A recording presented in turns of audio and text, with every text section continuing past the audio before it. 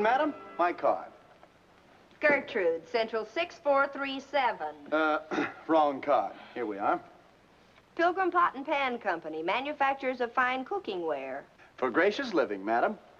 I wonder if I may step in for a few minutes and discuss our line. I'm more interested in Gertrude's.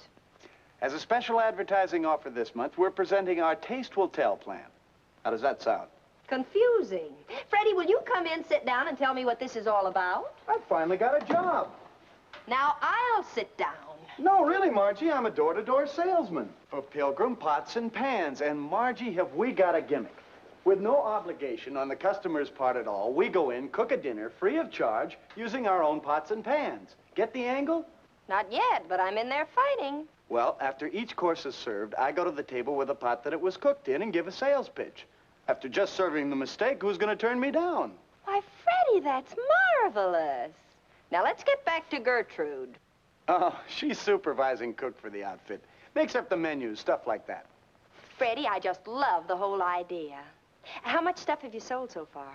Well, I haven't got my license yet. I wanted to try out my sales pitch on you first. I guess it was kind of weak, wasn't it? No, Freddie, you just need a little practice, that's all. Now, let me think a minute. Oh, no, Margie, please, none of your ideas. Oh, I can see that look coming into your eyes. I've got it. What? Dad'll be home for dinner soon. You can try the whole deal out on him. The way he feels about me? I'm not that crazy. Dad's been critical of you strictly because you haven't had a job. This puts a new aspect on the whole thing. You really think so, Margie? Oh, absolutely. And there's another wonderful thing in your favor. What is it? He missed lunch today. He'll be so hungry he'll eat anything. Get your pots and pans.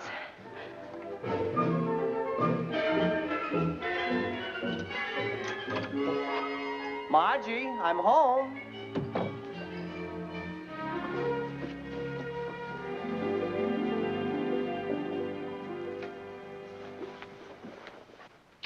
Dad, wait till you hear the news. But first tell me what kind of a mood you're in. How do you feel? Sort of hungry. Can't you say real hungry? Okay, real hungry. Starved? Famished. Now, what's the good news? Freddie's here. I've lost my appetite. Dad, that's unkind. Especially when you haven't heard what Freddie's going to do. Oh, Margie, don't tell me it's really happened. He's finally taken my advice. He's leaving town? He's cooking our dinner. What? And you're going to eat it. That is, if you want to help him find a job. You said you'd do anything to help him get work, remember? Yes, but I didn't say I'd go as far as suicide. Where's he now? He's out in the kitchen toiling over a hot stove. Dad, will you wait?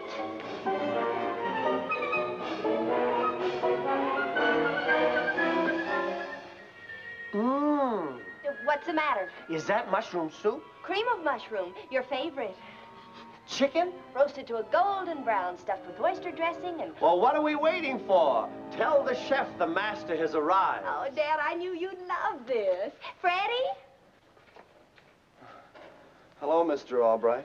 Freddie, what's this about your whipping up a little snack? Dad's ready for dinner, Freddie. Coming right up. I mean, very good, madam. You know, maybe I've been a little hasty in judging that boy. In a minute, you're going to have an entirely different opinion of him.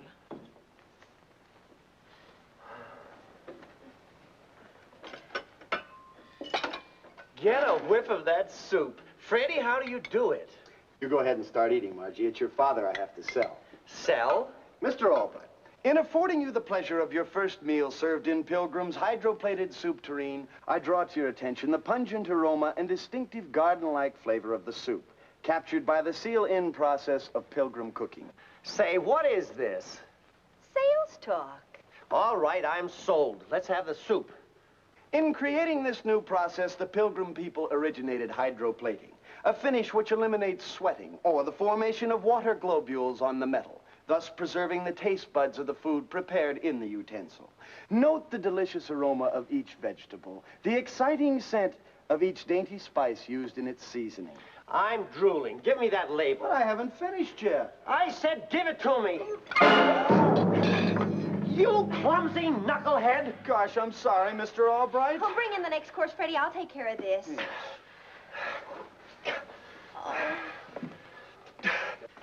I'm starving and he has to yakety-yak. Well, this is Freddie's new job, Dad. He's supposed to sell you the soup tureen. Oh, the devil with a soup tureen. I'm hungry. Well, if you'll only listen to him. I don't want to listen. I want to eat.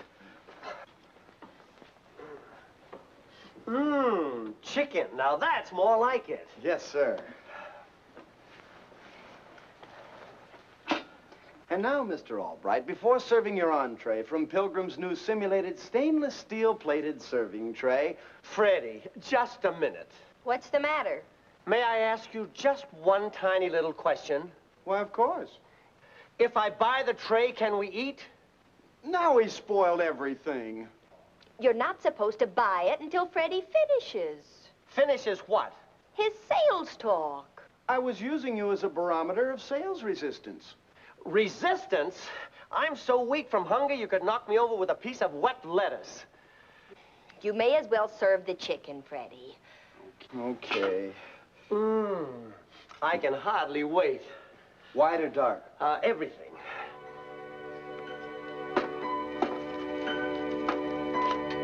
Oh, you stupid, clumsy knucklehead. Gee, I'm sorry. Now wait, Dad, where are you going? Down to the drugstore to get a hamburger.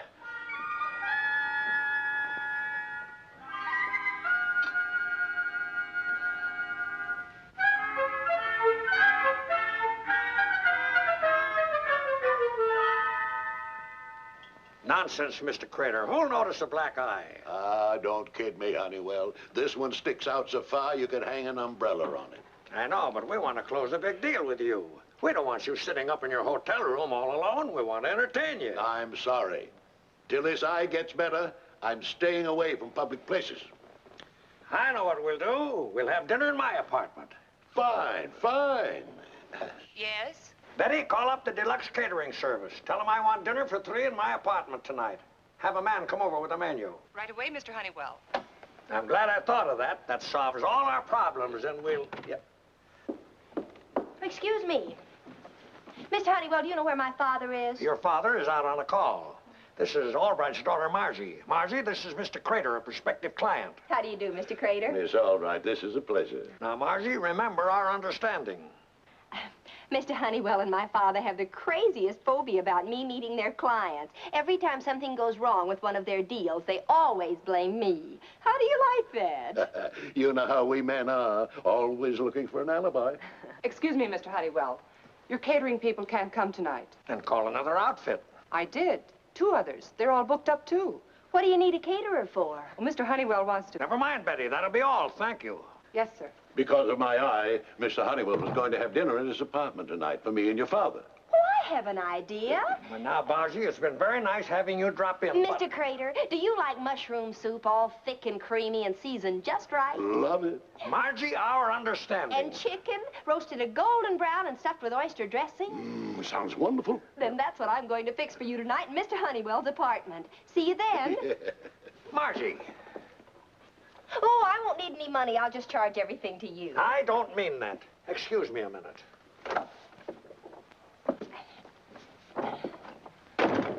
Your father's going to be furious with you, Margie, and me, too, for letting you talk me into this. Well, then don't tell him. Let him find out when he gets there. All right, but remember, no monkey business. Now, there's a silly thought you dragged in from left field.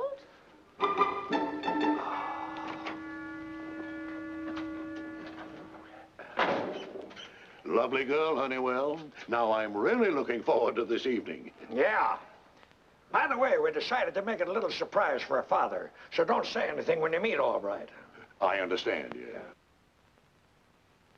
Thanks just the same, Margie, but I'm not cooking dinner at Mr. Honeywell's apartment. Absolutely no. Okay, lose your job. You know what the Pilgrim man told you this morning? Either you make a sale by tomorrow night or turn in your samples. But, Margie, Mr. Honeywell hates me almost as much as your father does. But this is different, Freddie. You're doing him a favor. Besides, think of all the stuff you'll sell. Mr. Honeywell's loaded, and so is Mr. Crater. Yeah, this could be my big break. Now you're talking. Freddie, we'll make this the perfect dinner. I just thought of something. Gertrude. Huh? You know, your company's cooking expert. On a big deal like this, maybe you could get her over there to help us. Hey, that's an idea. I'll call her right away.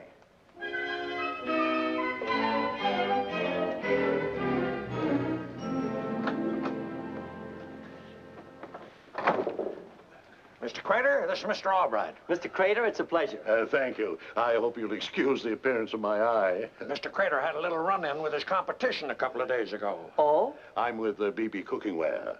I guess it's only natural that the merchandising tricks of the Pilgrim outfit burn me up. Pilgrim outfit? He got roped into one of those free dinners they give. I shot my mouth off, not knowing that Gertrude, the company cook, was in the kitchen. She came out and socked me right in the eye. I know just what you mean. I could have socked one of their salesmen myself the other night. Say, that reminds me. I better phone Margie and tell her that I'm dining at your place tonight. Margie already knows. Well, she dropped in and I told her you wouldn't be home tonight. Good. Well, shall we get started? Thank you.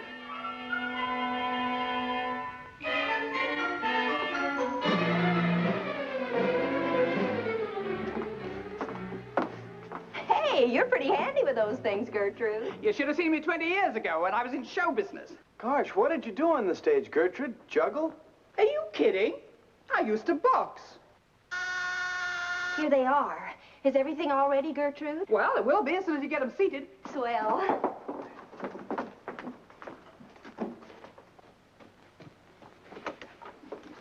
Good evening, Mr. Crater. Good evening. Mr. Honeywell. Margie, Hi, Dad. what are you doing here? Never mind what she's doing here.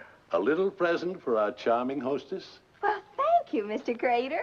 Have you lost your mind? I couldn't get out of it. Besides, he liked the idea. And have we got a wonderful dinner waiting for you? We? You and Mr. Crater will want to freshen up first. Oh, yes, yes. Right this way, sir. Margie, I want the truth. Margie, have you got Freddie here for one of those demonstration meals? Why, Dad, what makes you say that? Pilgrim? So what? You don't want to see Freddie lose his job, do you? And he will unless he sells some of this stuff. He's liable to lose his life unless he gets his junk out of here. Do you know who Mr. Crater is? He's the general manager of the BB Company, chief competitors of the Pilgrim outfit. Oh, no. Oh, yes. And the minute he sees what's on this table, you know what's going to happen to Mr. Honeywell and me? An account worth $100,000 to us is going to walk right out that door. But what can I do? Get Freddie and his junk out of here immediately, and that's an order. But dinner's all ready. It'll take hours for them to clean up and get the stuff out of here. Them? You mean there's somebody else here besides Freddie? The company cook, Gertrude. Oh, I knew it. Oh, there'll be a homicide. Why do you say that? Did you see Mr. Crater's eye? Gertrude gave him that beautiful shiner. Dad, I'll get them out of here if they have to jump out of windows. Oh, maybe there's still a chance. Get them to sneak all this junk out into the hallway and leave by the service entrance. I'll go and keep Honeywell and Crater in the bedroom. Well, sit down, gentlemen. We're all ready, aren't we, Margie? There'll be a slight delay. Why don't you take a walk around the block or something?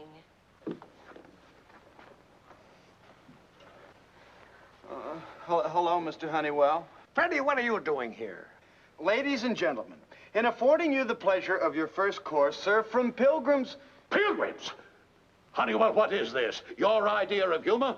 Why, I knew nothing about this, I swear. All right, you're responsible for this.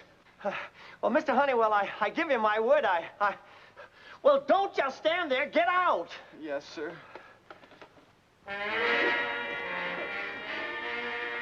You! Stay out, Gertrude, stay out! Yeah, who said so? Honeywell, if you were a younger man, I'd punch you right in the nose for doing this to me. That's no way to talk, Crater. I'm sure everything can be explained. I am not the slightest bit interested. And as far as our business is concerned, it's off. Good evening, gentlemen. Get out of here, you, and take every bit of that blasted tin plate with you. Tin plate, huh? Now, Gertrude. Well, here's a kiss to remember it by. Ouch, my head. Oh. Mr. Honeywell, are you all right? Yeah. Am I hurt much? Oh, you're perfectly all right. Your eye's getting black, that's all. All right, you're fired. But Mr. Honeywell... You can't do that to Dad. It was my fault, not his. Get out, both of you. Mr. Honeywell, is that polite? No, it's his home. He can order us out. I mean to point.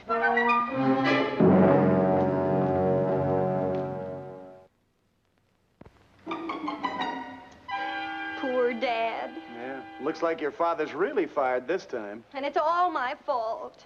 Freddie, I've got to do something. Well, the way I figure it, it's all Mr. Crater's fault for being so one-way about things. Freddie, you just gave me the answer. Oh, Margie, there's that look again. Why can't I keep my big mouth shut? Yeah.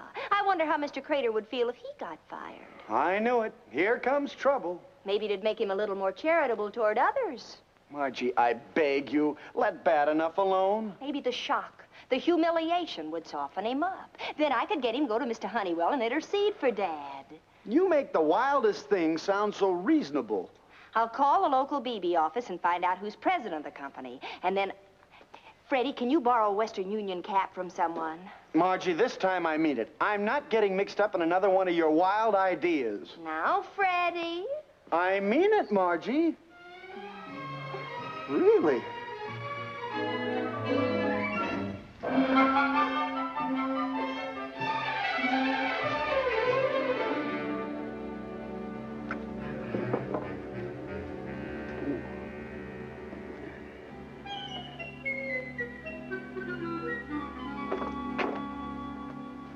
There's his room. And remember, give me a couple of minutes before you knock. Okay.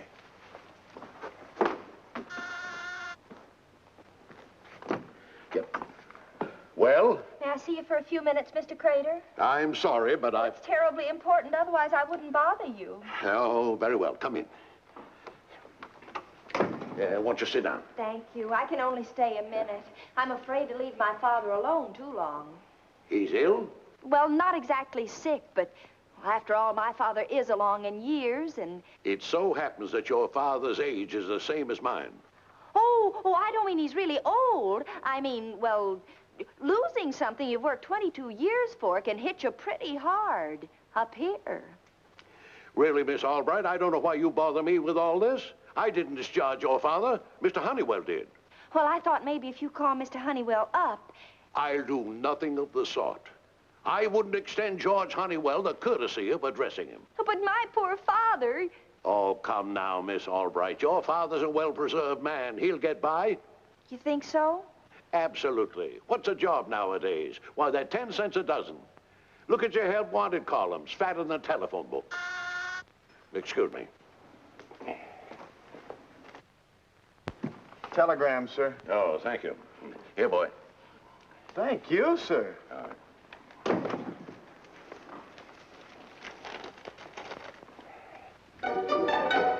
What? Something wrong, Mr. Crater? It can't be true. After I've given them the best 19 years of my life. Who? My firm, the BB Cooking Ware Company.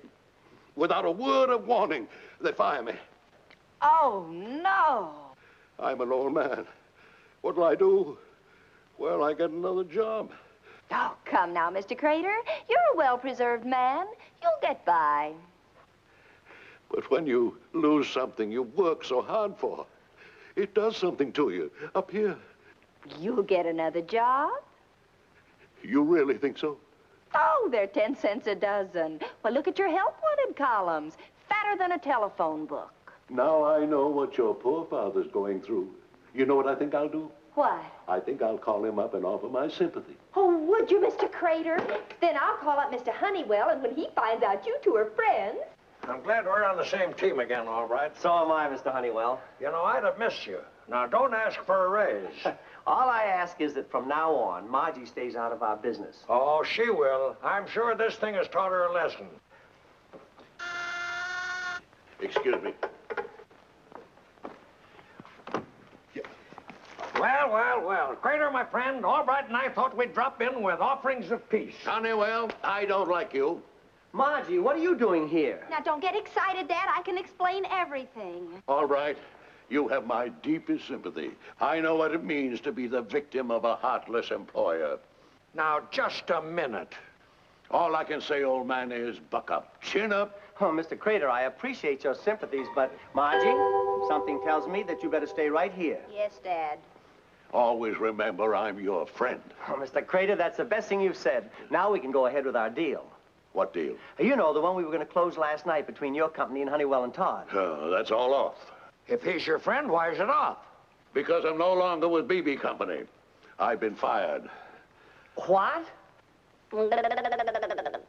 Yes, I haven't got the authority to even dot an I on the contract. Well, this is a fine how do you do. Hello? Yes? Buffalo? Yes, Mr. Beebe, this is Crater. I just got your wire. You didn't send me a wire. Well, I just received one signed by you saying I was fired. I'm not? Well, thank you, Mr. Beebe. I feel the same toward you. Yes, sir. I'm leaving tonight, and I'll see you on Monday. Goodbye, sir. Another one of your practical jokes, eh, Honeywell? What are you talking about? That phony wire I received saying I was fired. Did you send it? Margie, come back here. Yes, Dad. Did you send Mr. Crater a fake telegram? Dad, I did it for your sake. That girl's a juvenile delinquent. And that Pilgrim stuff last night. That was for my sake, too, I suppose. No, that was for Freddie's. You mean to say that she was responsible for last night, too? Well, I was only trying to help everybody. To what, a hospital? Mr. Crater, you said about enough to my daughter. That's all right, Dad. I'm so mad I could fight every man in this room. Now, look here. I've had enough of this. I'll give you all just 10 seconds to get out of here. Now, just a second, Crater. There's no reason why you and I can't be friends. Honeywell, I wouldn't touch you with a 12-foot pole. And that's giving you 2 feet the best of it. All right, consider that insult your dismissal notice. Well, I hope you're satisfied. Thanks to you, I've lost my job twice in 2 days. And I hope you're satisfied, letting your childish fear of a competitor cause all this fuss and put my father out of work. I beg your pardon. When you got that wire, you knew how it felt to lose your job. You wrung your hands and moaned and groaned all over the place. Now, see here, miss. And then when you wanted to offer sympathy to my father, I thought you had some feeling. But you fooled me. You're nothing but a big stuffed shirt with a BB colander for a heart. Oh, Dad. Hello? Miss Albright, it's for you. Hello? I just made my first sale, Margie. Yeah, down here in the lobby. I got to talking to a fella, and he bought a pot. Well, that's swell, Freddie. Not so good here. It just didn't work out. Bye. Wait. Albright, I guess I have acted a little silly. Let's forget all this nonsense, huh? Do you mean it? I mean it. Any man with a daughter like yours deserves a break. I don't know how to take that. It's a compliment, believe me. And Albright, since you're no longer working for Honeywell, I'll make a deal with you.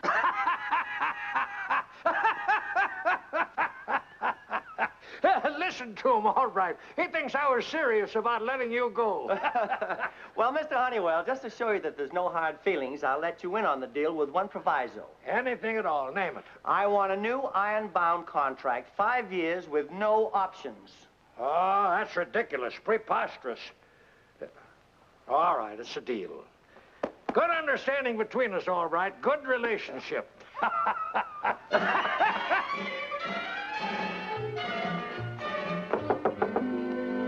Freddie. Margie, would you come down and bail me out? What happened? I sold a pot without a license to a policeman.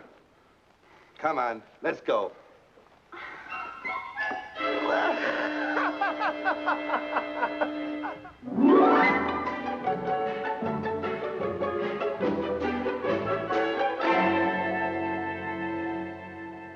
All right, so everything just happened to work out okay. You'll have to admit I cooked up a wonderful new deal for you. I'll say you did. You almost sent it up in smoke.